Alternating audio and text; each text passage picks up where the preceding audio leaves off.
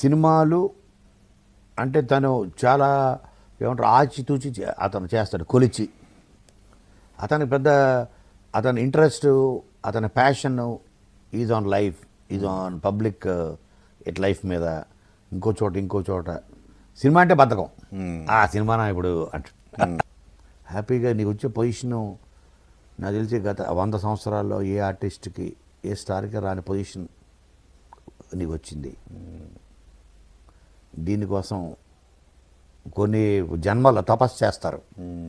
ఆ స్టార్డమ్ వచ్చింది. Why going away from it, దాని నుంచి ఎందుకు దూరంగా వెళ్ళిపోవాలి అన్నది నా. ఎందుకంటే తను is an extraordinary, is a very good actor. ఎట్ నాకు రాదు యాక్టింగ్ అంటాడు, ఎట్ నాకు రాదు డ్యాన్స్ అంటాడు.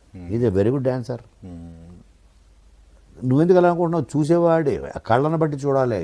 నాకు అది రాదు ఇది రాదు అనుకుంటే నీకేమి రాకుండా అయిపోయావా పవర్ స్టార్ అంట. బట్